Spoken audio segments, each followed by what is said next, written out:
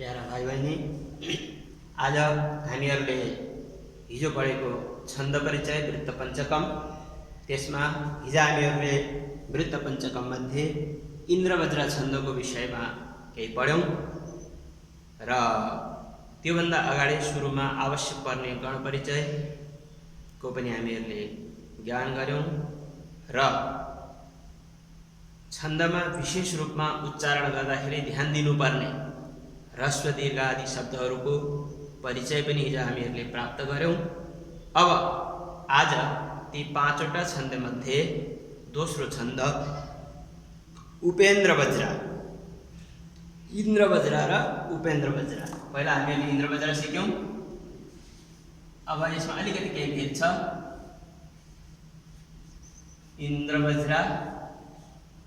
इन्द्रवज्रमा के छ भन्दाखेरि आरम्भमा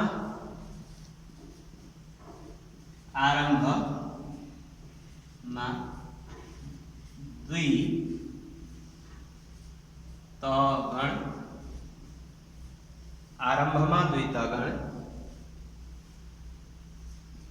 जगण र अन्त्यमा दुईवटा गुरु, अन्त्यमा दुई गुरु भएको खण्डमा चाहिँ नि इन्द्रवज्र छन्द हुन्छ। अनि उपेन्द्रवज्रमा के फरक छ भन्दा उपेन्द्रवज्र यसमा पनि 11वटै अक्षर हुन्छन्। इन्द्रवज्रमा पनि 11वटा र उपेन्द्रवज्रमा पनि 11 अक्षर हुन्छन्। थोरै भिन्न के छ, आरम्भमा जगण, मध्यमा तगण, त्यसपछि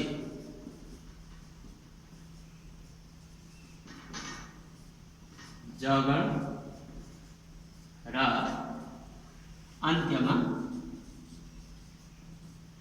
दुई गुरु। यसरी उपेन्द्रवज्र छन्द भन्दछ। उपेन्द्रवज्र छन्दको लक्षण, उपेन्द्रवज्र छन्द लक्षण।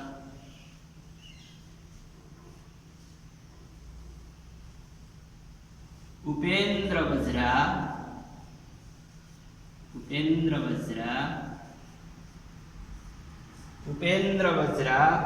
जतजास्ततो गौ, जतजास्ततो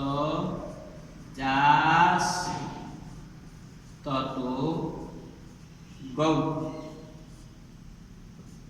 यो उपेन्द्रवज्रको लक्षण। उपेन्द्रवज्र जतजास्ततो गौ, उपेन्द्रवज्र जतजास्ततो गौ, जगण तगण फेरि जगण, त्यसपछि दुईवटा गुरु, यो उपेन्द्रवज्रको चाहिँ नि लक्षण हो। यहाँ के भनेको छ भन्दा यत्र प्रतिचरणम क्रमशः जतजाः, प्रत्येक चरणमा यो हुनु पर्यो र यस्तै यसको उच्चारण पनि यस्तै हुन्छ। अब गण मिलाउनको लागि उ ह्रस्व, पे दीर्घ, फेरि द्र ह्रस्व, व ह्रस्व, द्रा दीर्घ, एउटा गण भयो। जगण, त्यस्तै ज ह्रस्व, यो पनि फेरि जगण भयो।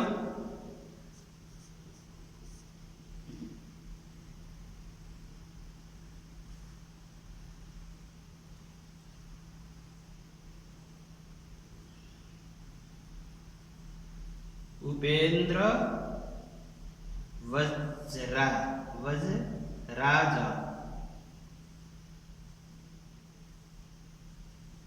वज्रा गर्दाखेरि यो तगण भयो, संयुक्त अक्षरका कारणले यो तगण भयो। वज्रा, उपेन्द्रवज्र तगण, दीर्घ दीर्घ ह्रस्व तगण। त्यसपछि जतजा, जगण, जत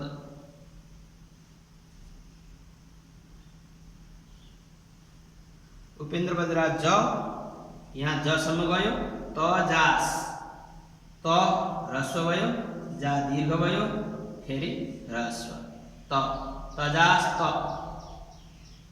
यो फेरि जगण भयो। त्यसपछि तो कौ यी दुईवटा चाहिँ नि गुरु भए। यसरी 11 अक्षर 1 2 3 4 5 6 7 8 9 10 11 11 अक्षरको उपेन्द्र बज्रा हुन्छ। उपेन्द्र बज्रा, इन्द्र बज्रा पनि 11 अक्षरको हुन्छ र उपेन्द्र बज्रा पनि 11 अक्षरको हुन्छ। स्यादिन यो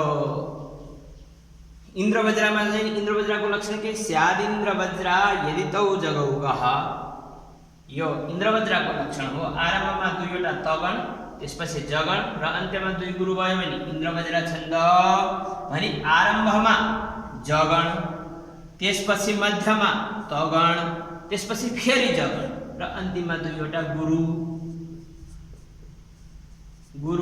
भयो भने उपेन्द्र बज्रा छन्द हुन्छ। यसरी हामीहरूले छन्दको विषयमा पहिला लक्षण जान्न आवश्यक हुन्छ। लक्षण जानिसकेपछि त्यस लक्षण अनुसार घटित श्लोकहरूको उच्चारण त्यही छन्दमा त्यही भाकामा गर्नुपर्दछ। अब यसको एउटा उदाहरण,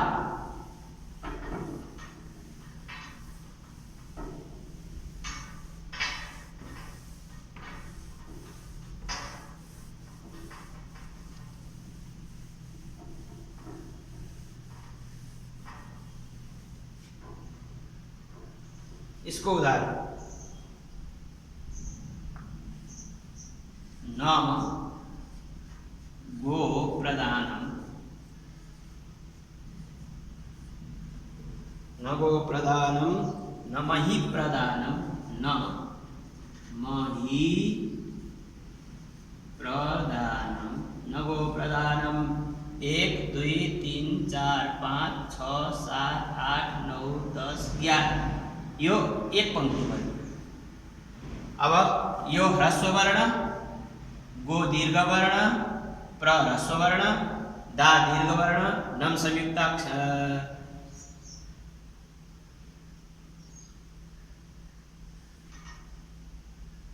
न गो प्र यति भयो, दा दीर्घ, त्यसपछि नम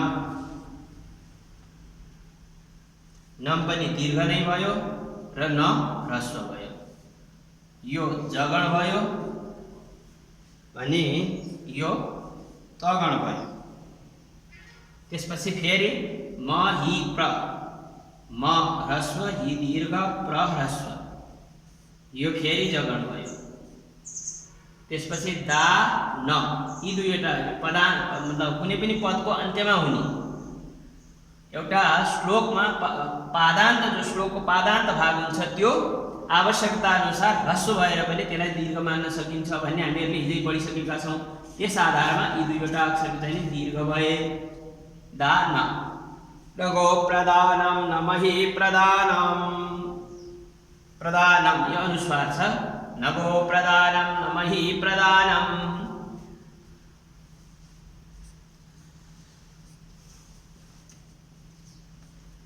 एक चरणमा चाहिँ नि 11 अक्षरको चरण अथवा पाउ पनि भनिन्छ है, चरण अथवा पाउ, एक पाउ।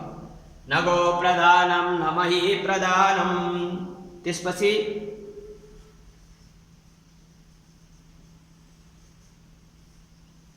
न चान्नदानम, न चान्नदानम, न मही, न चान्नदानम, हि तथा प्रधानम, हि तथा प्रधानम। अब यो दोस्रो पंक्तिमा यो ह्रस्व वर्ण यस्तो लाइन, यो दीर्घ वर्ण, यो चान्न, चान शब्दले गर्दा यो दीर्घ नै भयो, यो न ह्रस्व नै भयो, त यो जगण भयो। त्यस्तै दानम हि, दानम यी दुईवटै दीर्घ, हि ह्रस्व यो चाहिँ नि तगण भयो। त्यसपछि तथा प्र, त ह्रस्व था दीर्घ प्र ह्रस्व यो फेरि जगण भयो। त्यसपछि धा नम, धा दीर्घ नम दीर्घ अर्थात् यहाँ गुरु। यसरी यहाँ पनि 11 अक्षरको 11 अक्षर भए। न चान्नदानं हि तथा प्रधानं, न गो प्रदानं न मही प्रदानं, न चान्नदानं हि तथा प्रधानं यसरी उच्चारण गर्नुपर्ने हुन्छ। त्यस्तै अब अगाडि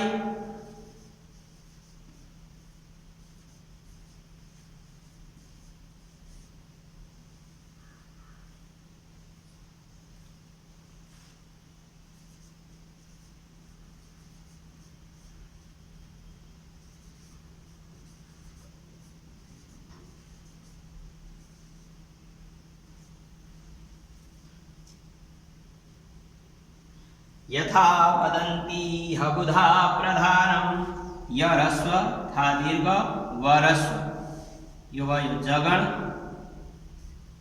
त्यसपछि दन्ति ह, दन दीर्घ ती दीर्घ ह ह्रस्व यो भयो तगण। बुधा प्र, बु ह्रस्व धा दीर्घ प्र ह्रस्व यो भयो जगण। फेरि धा नम यी दुवै गुरु भए। यसरी 11 अक्षरको तेस्रो चरण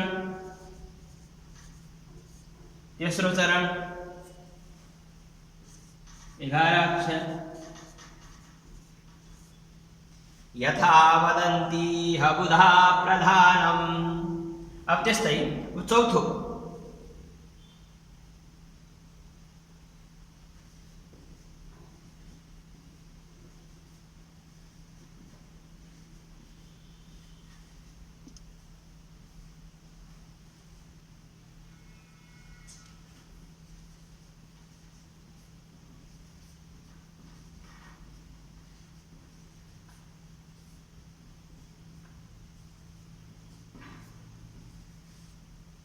यो चतुर्थ पाद अथवा चतुर्थ चरण। स ह्रस्व मप भन्दाखेरि यहाँ संयुक्ताक्षर हुनाका कारणले यो मप दीर्घ भयो, प्र ह्रस्व भयो यो जगण भयो। त्यस्तै समप्र धानेश्व धा दीर्घ ने दीर्घ स्व ह्रस्व यो तगण भयो। अब भयप्र भ ह्रस्व यप संयुक्ताक्षर भयो, यप प्रसिद्ध जोडिँदाखेरि यो दीर्घ हुन जान्छ, प्र फेरि ह्रस्व नै हुन्छ। यसरी चाहिँ नि जगण भयो। धानम यो चाहिँ नि गुरु भयो।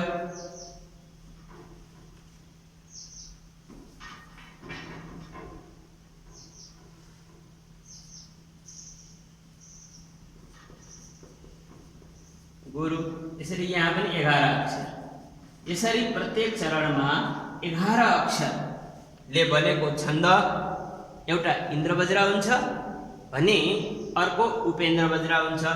उपेन्द्र बज्रामा जगण पहिला, त्यसपछि तगण, फेरि जगण, त्यहाँबाट गुरु हुन्छ, त्यसपछि दुईवटा गुरु हुन्छन् भने इन्द्र बज्रामा सुरुमा दुईवटा तगण हुन्छ, अन्तिममा जगण हुन्छ, त्यसपछि दुईवटा गुरु हुन्छ। अब यसलाई उच्चारण कसरी गर्ने भन्दाखेरि नगो प्रधानम। अब दीर्घलाई दीर्घ उच्चारण गर्नुपर्छ, एकदम ध्यान राख्नुपर्ने हुन्छ। संस्कृत र छन्द कविता गर्दाखेरि कतिखेर पनि कुनै पनि भाषाको होस् छन्द कवितामा विशेष रूपमा छन्दमा ह्रस्व दीर्घ प्लुतादिको चाहिँ विशेष महत्त्व हुन्छ र त्यसैका हिसाबले लय भन्छ, स्वर भन्छ।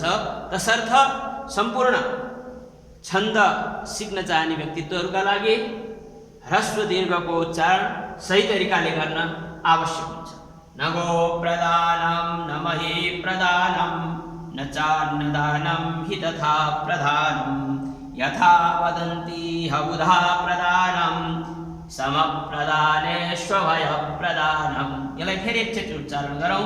न गो प्रदानं न मही प्रदानं न चान्नदानं हि तथा प्रधानं यथा वदन्ति हबुधा प्रदानं समप्रदानेष्वभयप्रदानं।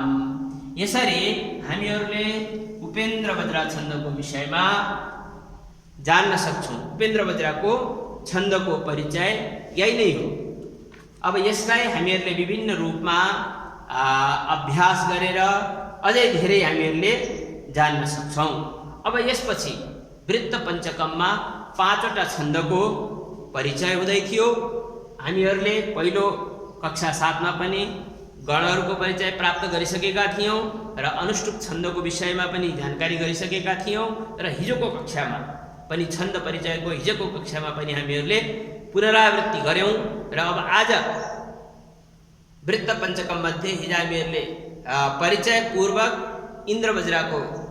इन्द्रबज्रा छन्दको विषयमा जानकारी गरिसकेका थियौँ। अब आज हामीहरूले उपेन्द्र बज्रा लगायत अन्य प्रमुख छन्द उपजाति, मन्दाक्रान्ता र शार्दूल विक्रीडित 5वटा प्रमुख छन्द यहाँ हामीहरूले जो पढ्छौँ त्यसमा इन्द्रबज्रा, उपेन्द्र बज्रा, उपजाति र मन्दाक्रान्ता र शार्दूल विक्रीडित यी 5वटा प्रमुख छन्दहरूको हामीले यहाँ अध्ययन गर्नेछौँ। त्यसमा वृत्त पञ्चकम मध्ये 2वटा छन्दहरूको परिचय हामीहरूले सिकिसक्यौँ। अब तेस्रो छन्द उपजाति। उपजाति छन्द 2वटा छन्द मिलेर बन्ने छन्दलाई उपजाति भनेर भनिन्छ। उपजाति छन्द 2वटा छन्द मिलेर कुनै पनि छन्द 2वटा मिलेर यदि बन्छ भने त्यो छन्द अर्थात् पहिलो चरणमा एउटा छन्दको नियम लागू हुने र दोस्रो चरणमा अर्को छन्दको नियम लागू हुने त्यस्ता जो छन्द हुन्छन् त्यस्ता छन्दलाई उपजाति भनेर भनिन्छ। विशेष गरी हामीहरूको पाठ्यपुस्तकमा अरू छन्दहरूका विषयमा पुनः अगाडिका कक्षाहरूमा हामीहरूले चर्चा गरौँला। अरू छन्दहरू मिलेर बन्ने उपजातिका विषयमा अगाडि कुनै समय फेरि चर्चा गरौँला। तर यहाँ हामीहरूले इन्द्रबज्रा र उपेन्द्र बज्रा यी 2वटा छन्दको संयोगले बनेको उपजाति छन्दका विषयमा यहाँ हामीहरूले चर्चा गर्नेछौँ। ल अब अगाडि उपजाति छन्दको विषयमा चर्चा गरौँ।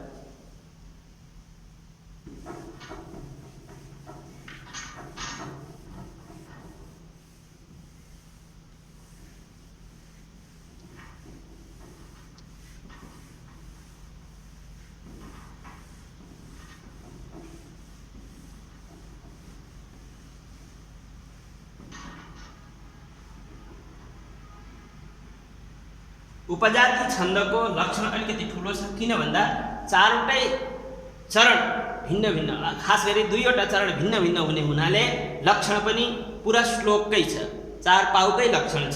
हामीहरूले पहिला सामान्य कसरी बुझ्नु पर्यो भन्दा इन्द्रबज्रामा माथिल्लो पङ्क्तिमा 11 अक्षर, दोस्रो पङ्क्तिमा 11 अक्षर, तेस्रो पङ्क्तिमा 11, सबैमा 11 छन् तर गण भिन्न भिन्न छ। पहिलो पङ्क्तिको गण उपेन्द्र बज्रा, इन्द्र बज्राको पहिलो उपजाति छन्द।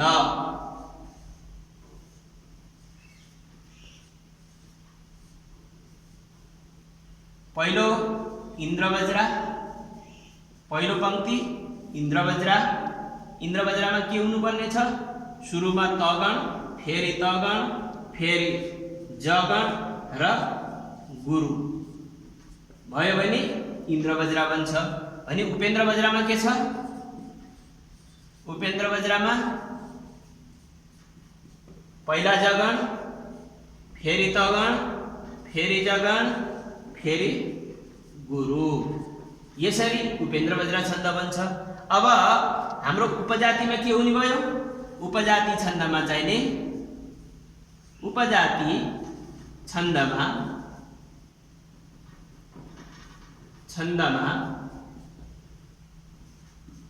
पहिलो पंक्ति हुन सक्छ उपेन्द्र बज्रा पहिलो भएर इन्द्र बज्रा पछि पनि हुन सक्छ, इन्द्र बज्रा पहिलो भएर उपेन्द्र बज्रा पछि पनि हुन सक्छ। त्यसलाई चाहिँ साह्रै ठुलो समस्या हुँदैन, त्यो दुवैमा उपजाति नै हुन्छ। पहिलो पंक्ति इन्द्र बज्रा, हामीले यहाँ पहिलो पंक्ति इन्द्र बज्रालाई मानौँ। दोस्रो पंक्ति उपेन्द्र बज्रा,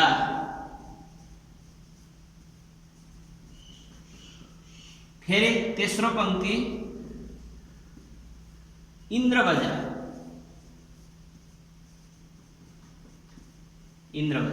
र चौथो पंक्ति उपेन्द्र बज्रा। यसरी यी चारवटा पंक्ति भिन्न भिन्न, पहिलो र तेस्रो इन्द्र बज्रा, दोस्रो र चौथो उपेन्द्र बज्रा, यसरी उपजाति छन्द बन्दछ। यसरी उपजाति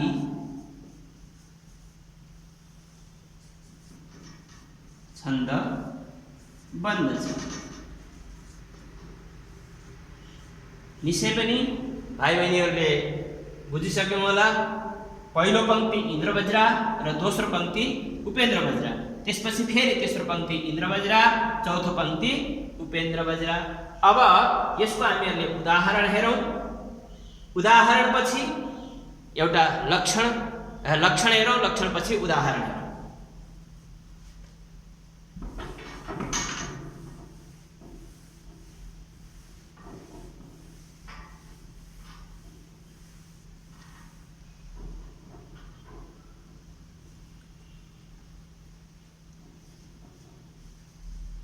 एकत्र पादे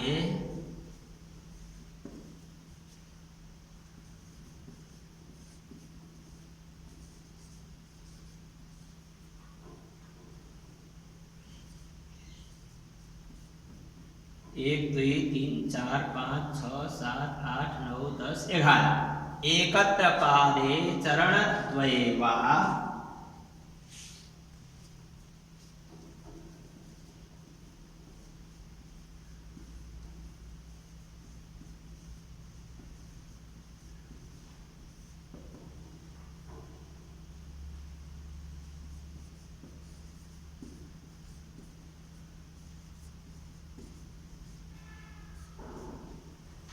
पादत्रयेवान्यतरः स्थितश्चेत्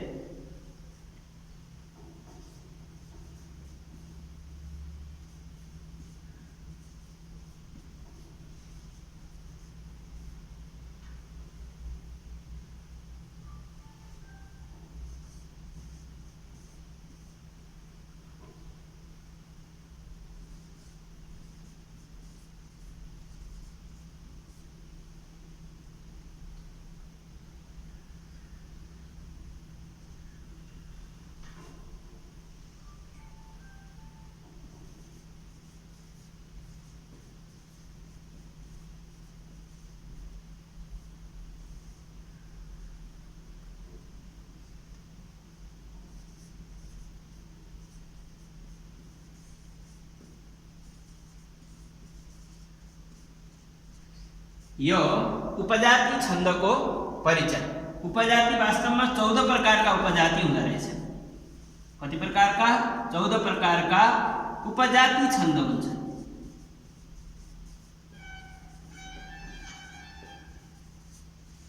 प्रकारका उपजाति छन्द हुन्छन्। एकत्र पादे चरणद्वये वा, एउटै एकै प्रकारको, जस्तै यो एक पादमा एकत्र पादे भनेको एउटै उसमा, अथवा चरणद्वये दोस्रो पादमा, अथवा दोस्रो पादमा, या पादत्रये वा तेस्रो पादमा अन्यतर स्थितश्चेत् पृथक पृथक भिन्न भिन्न प्रक्रिया भयो भने तयोरिहान्यत्र ततोहनीयाः, त्यस्तो स्थितिलाई चाहिँ नि हामीहरूले उपजाति छन्द भन्दछौँ। उपजाति छन्दको चाहिँ नि 14 प्रकारका उपजाति छन्द हुन्छन्। एकत्र पादे चरणद्वये वा पादत्रये वा न्यतरः स्थितश्चेत्, अर्थात् एउटै चरणमा एक चरणमा अलग अलग चरणमा अलग अलग छन्दहरूको नियम लागू भयो भने त्यहाँ उपजाति छन्द हुन्छ र यस्ता उपजाति 14 प्रकारका हुन्छन्। यो उपजाति छन्दको एउटा लक्षण भयो। अब यहाँ यसको चाहिँ नि उदाहरणका रूपमा एउटा श्लोक भनिन्छ। यहाँ इन्द्रवज्रा र उपेन्द्रवज्राको चाहिँ नि संयोगले बनेको एउटा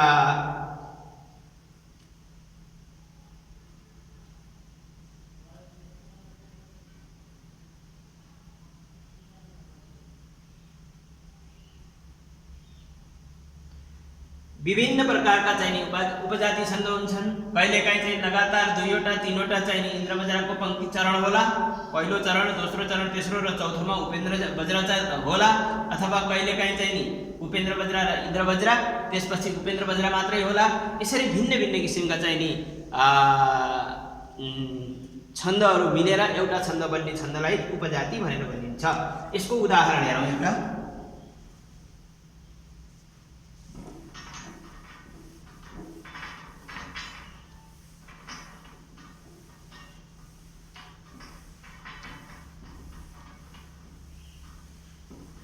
यहाँ कस्तो रहेछ एउटा उदाहरण हेरौँ हामीहरूले। एकदम राम्रो श्लोक रहेछ। उदाहरणको लागि सामान्य त्वमेव माता च भन्ने पनि छ र अर्को हेरौँ करार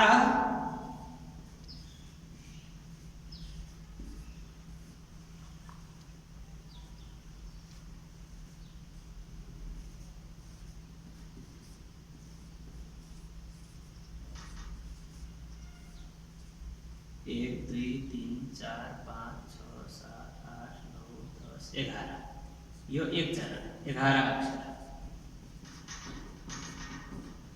दोस्रोमा घरबिन्दे,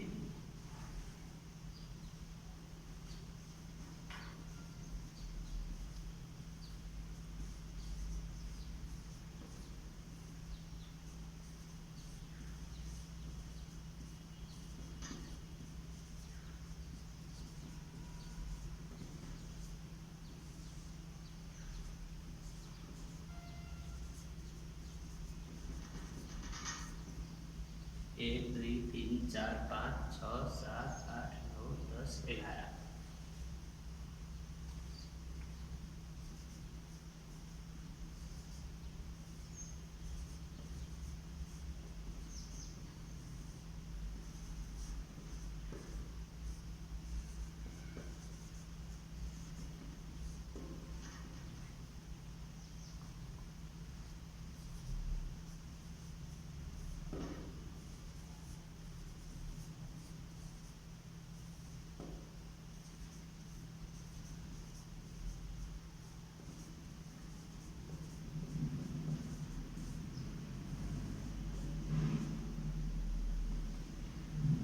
करारविन्देन पदारविन्दं मुखारविन्दे विनिवेशयन्तं वटस्य पत्रस्य पुटेशयानं बालं मुकुन्दं मनसा स्मरामि।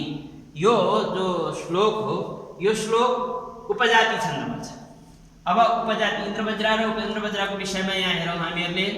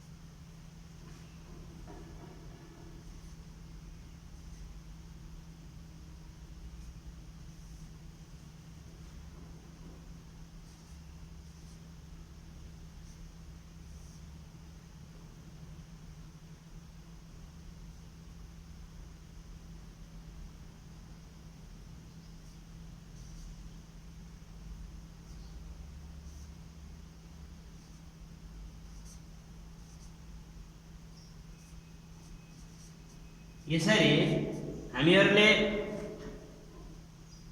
यहाँ हेरौँ, इन्द्र बज्रा कहाँ मिलेको छ, उपेन्द्र बज्रा कहाँ मिलेको छ। ज त ज गु गु, यो चाहिँ नि कुन पंक्ति रहेछ? उपेन्द्र बज्रा। उपेन्द्र बज्रा।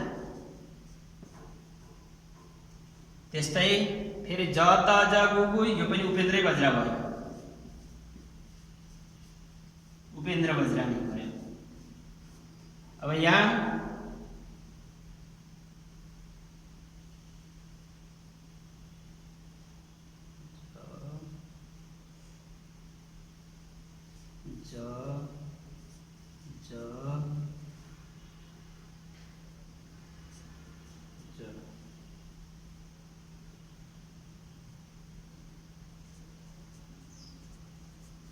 यहाँ अन्यत्र कहीँको जस्तै यो उपेन्द्र बज्रासित नमिल्दो भयो। ज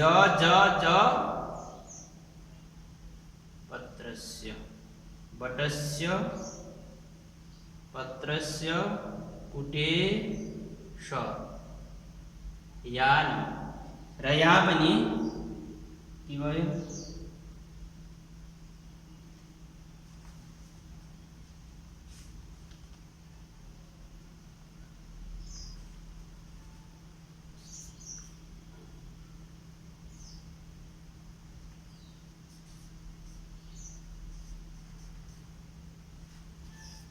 यो इन्द्र बज्रा भयो, यो अन्य कहीँको पर्यो, यो अलगै भयो। यसरी चार पंक्तिमा भिन्न भिन्न लक्षणले युक्त भएको छन्दलाई उपजाति छन्द भनेर भनिन्छ। यसको उदाहरण करारविन्दे नपदारविन्दम मुखारविन्दे विनिवेशयन्तं वटस्य पत्रस्य पुटेशयानं बालं मुकुन्दं मनसा स्मरामि।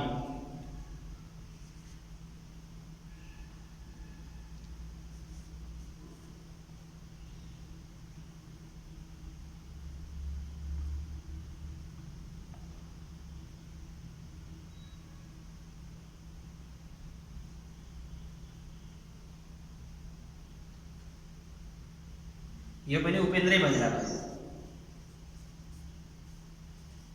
तीन पंक्ति लगातार उपेन्द्र बज्रा र चौथो इन्द्र बज्रा, कहिलेकाहीँ तीन पंक्ति लगातार इन्द्र बज्रा त्यसपछि उपेन्द्र बज्रा, अथवा क्रमशः कहिले उपेन्द्र बज्रा र इन्द्र बज्रा र उपेन्द्र बज्रा। यसरी उपजाति छन्दका 14 वटा भेद छ। त्यसो हुँदाखेरि हामीहरूले प्रत्येकलाई जान्नको लागि प्रत्येकको अलग अलग अध्ययन गर्नुपर्ने हुन्छ। हामीहरूले सामान्य रूपमा दुईवटा छन्दको मिश्रणले बन्ने कुनै पनि छन्द, त्यस छन्दलाई हामीहरूले खास गरी उपजाति छन्द भन्दछौँ। फेरि यसको उच्चारण गरौँ। करारविन्दे नपदारविन्दम मुखारविन्दे विनिवेशयन्तं वटस्य पत्रस्य पुटेशयानं बालं मुकुन्दं मनसा स्मरामि। यो उपजाति छन्दको उदाहरण। फेरि एकपालि अझै अभ्यास गरौँ। करारविन्दे नपदारविन्दम, करस्व लघु रा दीर्घ गुरु रस्व लघु, यो जगण भयो। त्यस्तै विन्दे, यी दुवै गुरुको चिन्ह यसरी हामीले लगायौँ र न लघु, यो तगण भयो। त्यस्तै परस्व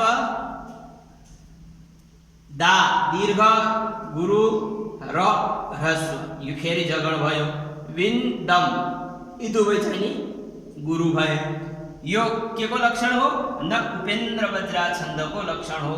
त्यस्तै अब दोस्रो लाइन फेरि मुरस्व खा दीर्घ रहस्व मुखार भनेपछि ह्रस्वको लघु र खा दीर्घको गुरु र ह्रस्वको लघु, यो के भयो? जगण भयो। त्यस्तै विन्दे, विन संयुक्ताक्षर भयो, त्यस हुनाले यो गुरु भयो। दे स्वतः गुरु नै छ र वि ह्रस्व, यसरी विन्दे वि, यो तगण भयो। तीनवटा अक्षरले एउटा गण तयार हुन्छ। त्यसपछि विपछि नि ह्रस्व लघु वे गुरु श लघु यो पुनः फेरि जगण भयो। यन्तम यी दुवै अक्षर चाहिँ संयुक्ताक्षर छन्, त्यसोले संयुक्ताक्षर हुनका कारणले र पदान्तका कारणले पनि यी दुवै चाहिँ नि गुरु भए। अब यो कुन छन्द रहेछ? उपेन्द्र वज्र छन्द। माथिल्लो लाइन पहिलो पनि उपेन्द्र वज्र, दोस्रो पनि उपेन्द्र वज्र। अब तेस्रो वटस्य व लघु ट संयुक्ताक्षर भयो।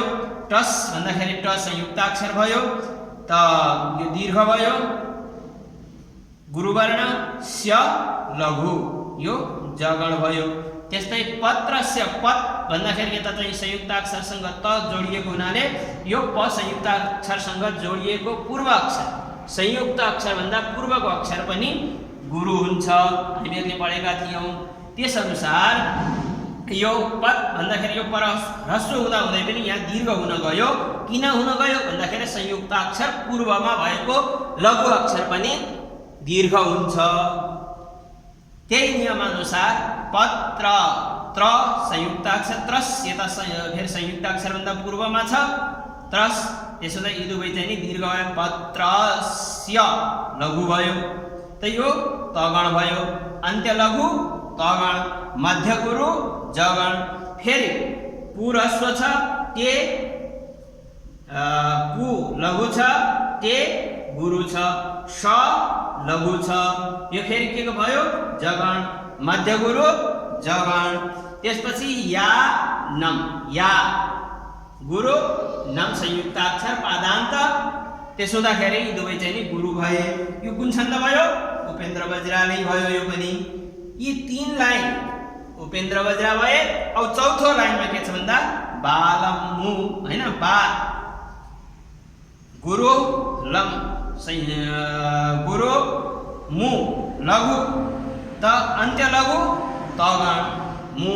त्यसपछि कुन्धम, कुन गुरु दम गुरु म लघु, फेरि तगण तगण तगण, फेरि न सास म, न सास म, न लघु सास संयुक्ताक्षर प्लस दीर्घ वर्ण, त्यसो हुँदाखेरि यो गुरु नै भयो, म लघु भयो, फेरि यो जगण भयो।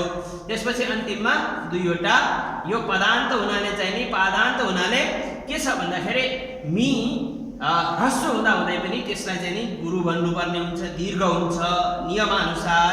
त्यसो हुँदाखेरि यी दुवै अक्षर चाहिँ नि गुरु भए। यसरी अन्तिम इन्द्र वज्र यी चार चरणले बनेको यो उपजाति छन्द, उपजाति छन्दमा कहिलेकाहीँ 14 प्रकारका उपजाति भनिएको छ। त्यसमा पनि कहिलेकाहीँ कस्तो हुन्छ भन्दा माथिल्लो छन्द 11 अक्षरको, दोस्रो छन्द 12 अक्षरको, त्यस्ता पनि हुन्छ। अब त्यस विषयमा हामीहरूले अगाडि पढ्दै जाँदाखेरि हामीहरूले बुझ्नेछौँ। हामीहरूले उपजाति छन्दका विषयमा केही जानकारी प्राप्त गर्यौँ।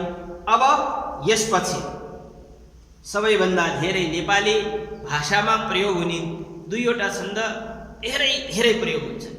ती हुन् मन्दाक्रान्ता र शार्दूल विक्रीडित।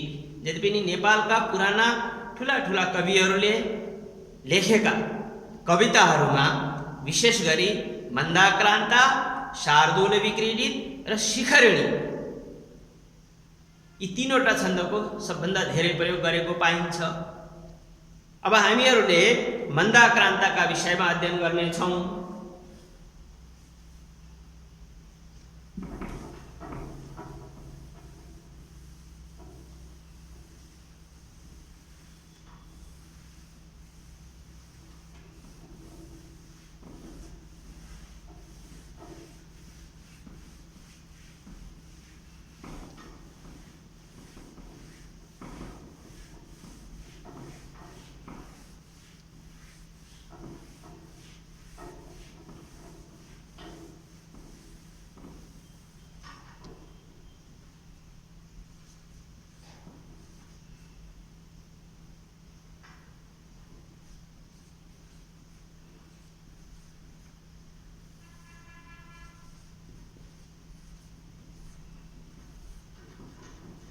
हामीहरूले अनुष्टुप छन्द पढेका थियौं। अनुष्टुप छन्द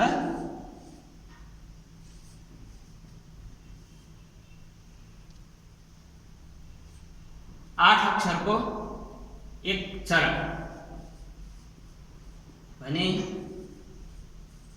इन्द्र बज्रा र उपेन्द्र बज्रा।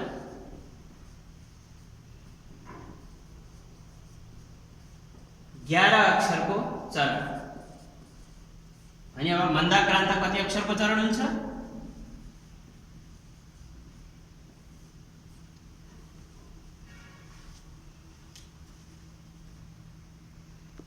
मन्दाक्रान्तमा 17 वटा अक्षर हुन्छ। एक चरणमा 17 अक्षरको चरण हुन्छ।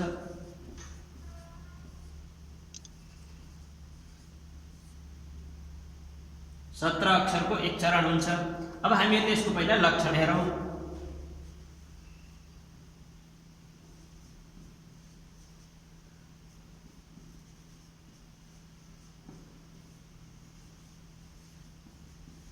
मंदाक्रांता लक्षण मंदाक्रांता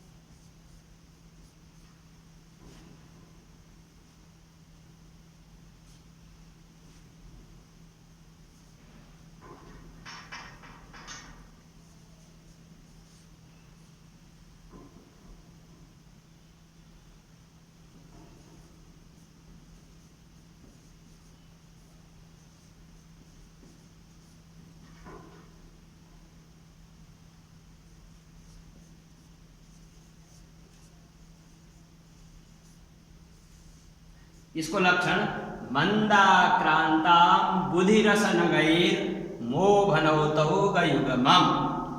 मंदाक्रांतां बुधिरसनगैर मोभनौतौ गयुगमम्। यसको चाहिँ नि गण परिचय, गण विन्यास, गण कसरी राखिन्छ यसको हेरौं। गण विन्यास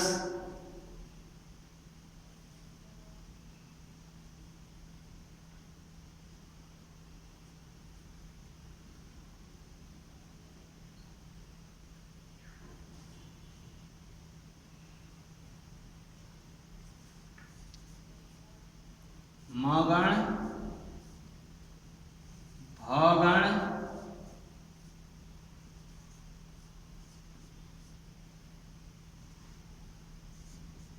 नगण मगण भगण नगण त्यसपछि तौ भनेको दुईवटा तगण, तगण फेरि तगण र गयुग्मम्।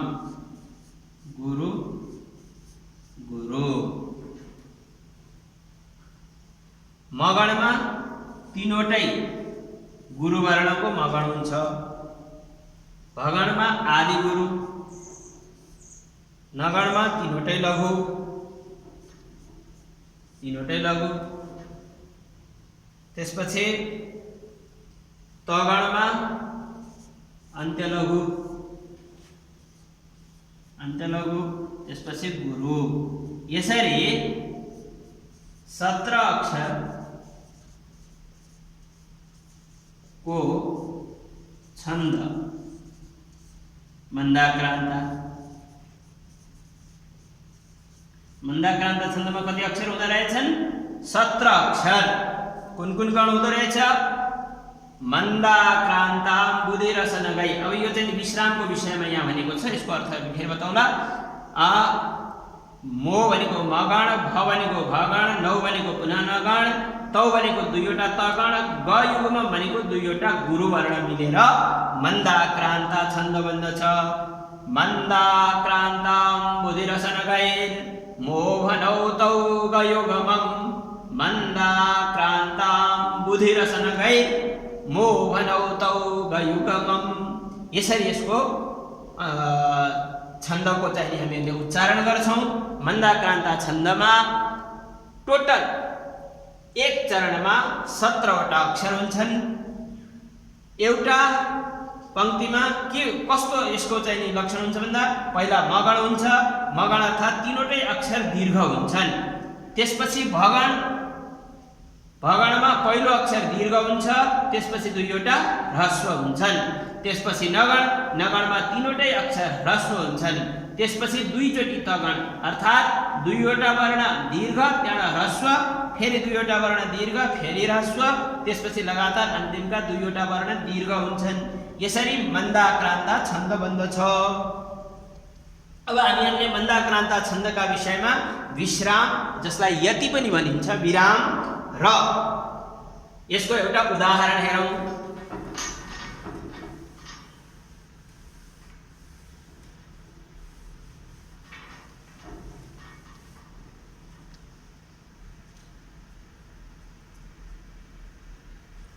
पहिला अम्बु, अम्बु भनेको 4 हुन्छ। पहिलो विश्राम 4वटा अक्षरका बिचमा हुन्छ। मन्दाक्रान्ता, मन्दाक्रान्ता भनेर चाहिँ 4 अक्षरमा पहिलो 4 अक्षर उच्चारण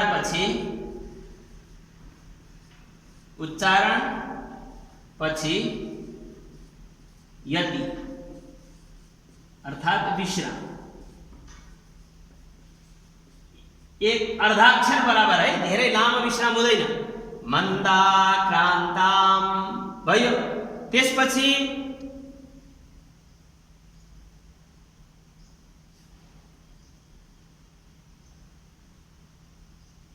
अगाडि 6वटा अम्बु, अम्बुधि, त्यसपछि रस, रस भनेको त्यसपछि अगाडि चाहिँ 6वटा अर्थात् 11, 6 4 10, 10 पछि 11औं अक्षरबाट सुरु हुन्छ, 10औं अक्षरमा चाहिँ नि विश्राम हुन्छ।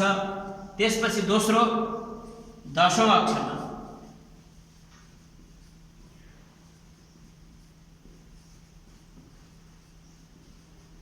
विश्राम, पहिलो चौथो अक्षर उच्चारण गरेर विश्राम, त्यसपछि 10 अक्षर उच्चारण गरेर विश्राम, फेरि 11बाट सुरु गरेर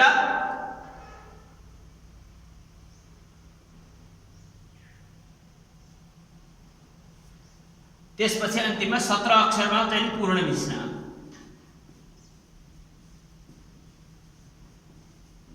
अब हेरौँ यसको उदाहरण। जस्तै मन्दाक्रान्ताम्बु 4 भयो, मन्दाक्रान्ताम बुधि 2 रस 4 नगैर 6वटा भयो। अब यहाँ जाँदा 10वटा अक्षरको उच्चारण भयो। अब मो भनौ तौ गयुगमम, मो 1 भ 2 9 3 तौ 4 ग 5 यु 6 म 7, यहाँ चाहिँ अन्तिम विश्राम। यसरी मन्दाक्रान्ताम बुधिरस नगैर मो भनौ तौ गयुगमम, यसको उच्चारण गर्ने कसरी रहेछ? मन्दाक्रान्ताम भनेर यहाँ चाहिँ नि चौथो अक्षरमा विश्राम गर्नुपर्ने रहेछ। त्यसपछि बुधिरस नगैर, यहाँ 10औं अक्षर उच्चारण गरेपछि त्यहाँ विश्राम गर्नु पर्यो। त्यसपछि मो भनौ तौ गयुगमम, यसको उच्चारण यसरी गरिन्छ। अब यसको एउटा उदाहरण हेरौँ।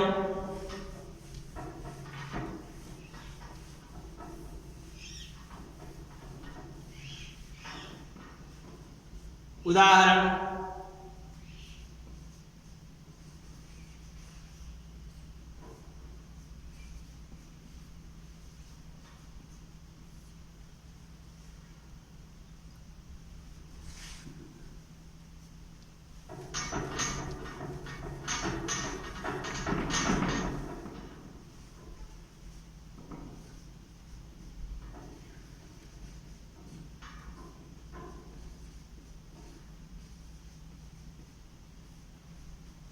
साध्वी शिक्षा मनुजनिका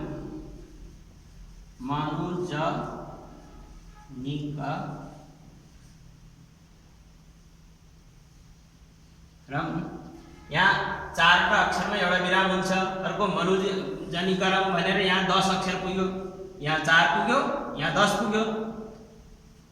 निकरम सत्य मार्गे नियुङ्क्ते, सत्य मार्गे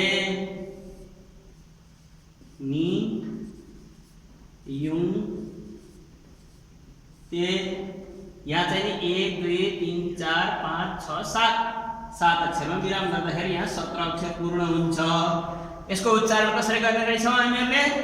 साध्वी शिक्षा मनुजनिकरम सत्यमार्गे नियुङ्क्ते। कसरी उच्चारण गर्ने? साध्वी शिक्षा मनुजनिकरम सत्यमार्गे नियुङ्क्ते। अब दोस्रो लाइन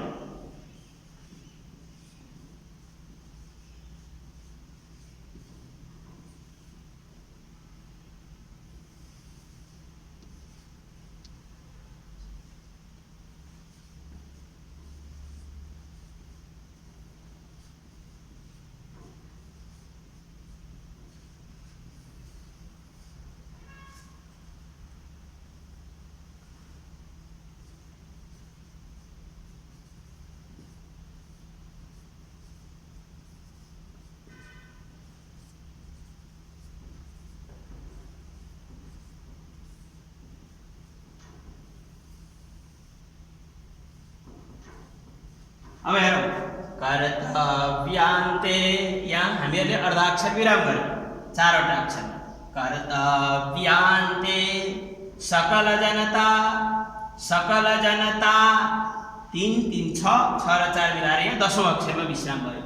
स्वाधिकारम प्रयुङ्क्ते साध्वी शिक्षा मनुजनिकरम सत्यमार्गे नियुङ्क्ते।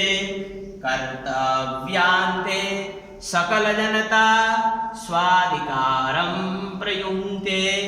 यसरी हामीले यसको उच्चारण गर्छौँ। अब अगाडि फेरि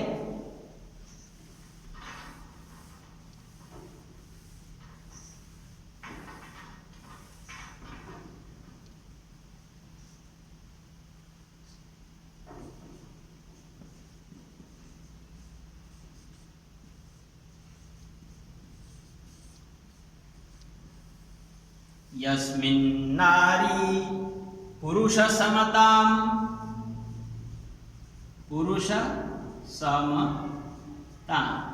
यस्मिन्नारी पुरुष समताम यहाँ 4 भयो, यो 10औं अक्षर भयो। समताम गौरवं चापि धत्ते गौरवं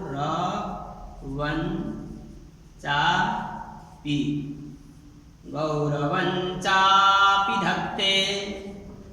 यसरी यहाँ 7 टोटल मिलाएर 17। यस्मिन्नारी पुरुष समतां गौरवं चापि धत्ते। यसरी यसको उच्चारण हुन्छ। अब त्यसपछि लास्टमा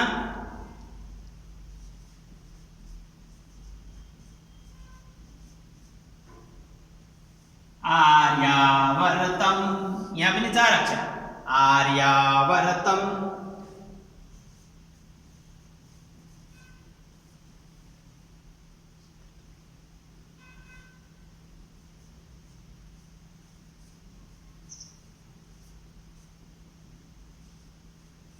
तमीह सपृथुर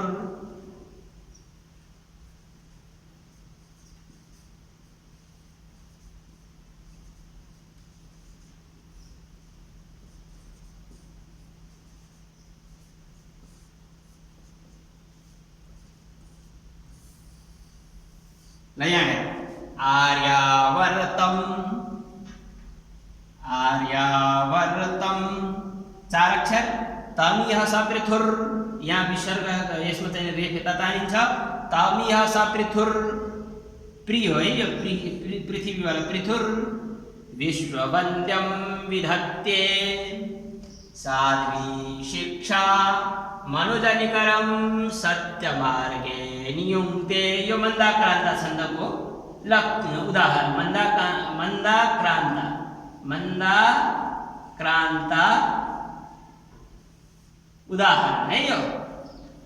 उदाहरण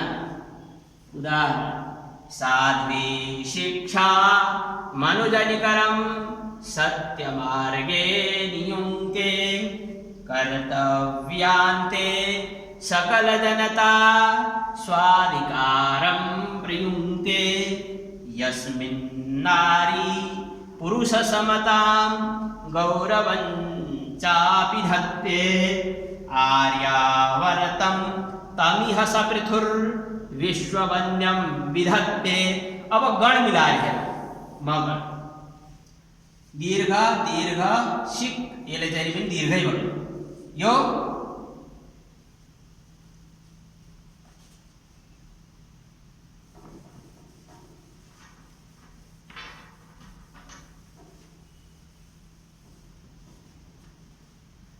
गुरु गुरु गुरु यो कुन गण भयो?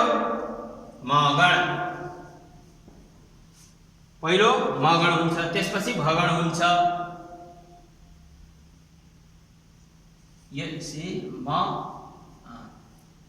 चाहिँ नि भगण भयो। आदि गुरु भगण, आदि गुरु भगण। त्यसपछि निकरम रम। अब कहिलेकाहीँ यसको चाहिँ हामीहरूले चाहिँ नि शङ्का हुन सक्छ, छन्दमा कहीँ कहीँ यस्तो पनि देखिन्छ, जस्तै अब निकरम संयुक्त अनुस्वार लागेको अक्षर हुँदाखेरि दीर्घ हुनुपर्ने हो है, तर चाहिँ यहाँ दीर्घ हुन साधेशिक छा मन हुन्छ, छा मन। अब जनिक, जनिकमा चाहिँ यहाँ हामीहरूको लघु नै भएका कारणले यो लघु भयो, तीनवटै लघु नगण।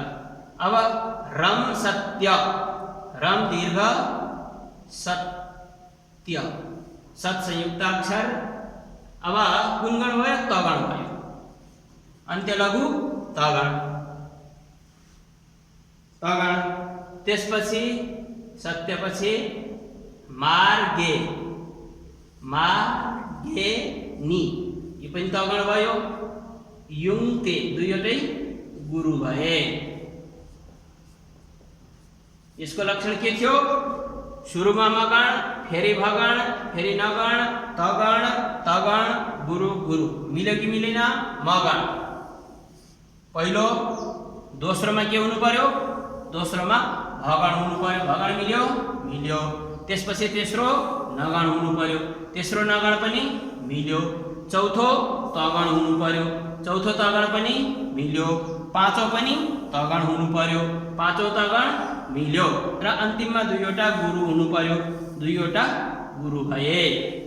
यसरी हामीहरूले मन्दाक्रान्त छन्दको राम्रोसँग अभ्यास गरेर धेरै सुन्दर सुन्दर कविताहरू हामीले वाचन गर्न सक्दछौँ। पद्यहरू कविता वाचनका प्रतियोगिता विभिन्न ठाउँमा हुने गर्दछन्। त्यस्ता विभिन्न ठाउँमा गएर हामीहरूले प्रतियोगितामा वाचन गर्न सक्नेछौँ। र साथै पौराणिक साहित्य विशेष गरी श्रीमद् भागवतमा धेरै प्रकारका श्लोकहरूको छन्दमा उच्चारण गरिन्छ, छन्दमा लेखिएका श्लोकहरू छन्। हामीहरूले यसरी अभ्यास गर्दै गयौँ भने पुराण इत्यादिको वाचन गर्ने शैली र हाम्रै नेपाली साहित्यमा धार्मिक ग्रन्थहरू छन्, रामायण स्वस्थानी इत्यादि, तिनीहरूको वाचन गर्ने शैली र साथमा हाम्रा पुराना कविहरूले लेखेका र वर्तमानमा पनि आधुनिक कविहरू जो पद्य कविताहरू लेख्ने गर्नुहुन्छ, त्यस्ता छन्द कविताहरू लेख्ने गर्नुहुन्छ, त्यस्ता छन्द कविताहरूको वाचन गर्नलाई हामीहरूलाई धेरै धेरै सजिलो हुने हुनाले हामीहरूले यसलाई विशेष रूपमा अभ्यास गर्न उचित हुन्छ।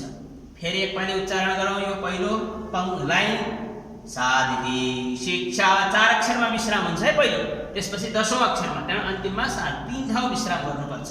साधि शिक्षा मनुजनिकरम सत्य मार्गे नियुङ्क्ते। अब त्यस्तै अब दोस्रोको चाहिँ हामीले फेरि गण निकालौँ। दोस्रोमा गण के निस्किन्छ हेरौँ, त्यही निस्किन्छ कि निस्किन्न, सही छ कि छैन, हामीहरूले आफै परीक्षण गर्न सक्छौँ। अब फेरि हेरौँ। कस कर भन्दाखेरि यता गयो, तप भन्दा यहाँ गयो, य मगण नै भयो। पहिलो लाइन सही रहेछ। त्यसपछि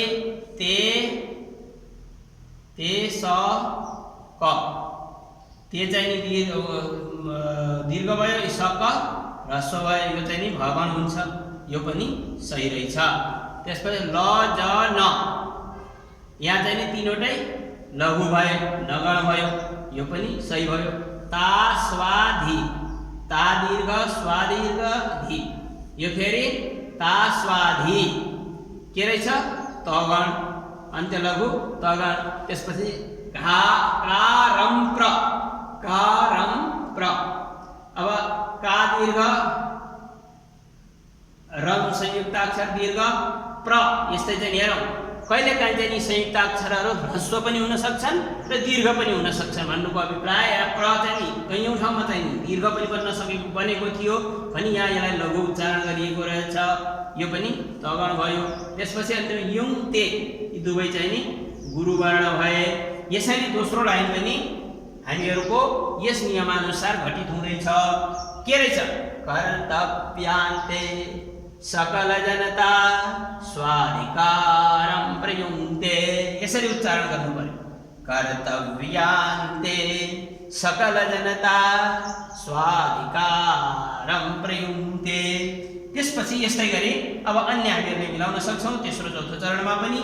यस्मिन् नारी पुरुष समतां गौरवं चापि धत्ते आर्यावर्तं तमिह सपृथुर् विश्ववन्द्यं विधत्ते। यसरी हामीहरूले वृत्त पञ्चकम पाठ अन्तर्गत आज खास गरी इन्द्रवज्रालाई एकचोटि संक्षिप्तमा बुझौँ र उपेन्द्रवज्रा उपजाति र मन्दाक्रान्त गरेर इन्द्रवज्रा उपेन्द्रवज्रा उपजाति र मन्दाक्रान्त यसरी चारवटा छन्दहरूको हामीहरूले परिचय प्राप्त गर्यौँ। अब यसलाई हामीहरूले बारम्बार अभ्यास गर्यौँ भने हामीहरूलाई राम्रोसँग बुझ्न अगाडिको अध्ययन गर्नका लागि धेरै सुविधा हुने हुन्छ। तसर्थ भाइ बहिनी एवं छन्द सिक्न चाहनुहुने सबै अभिरुचिकर्ताहरूलाई पनि हार्दिक धन्यवाद दिँदै फेरि भेटौँला अगाडिका कक्षाहरूमा। धन्यवाद, नमस्कार, पुनर्मिलामः।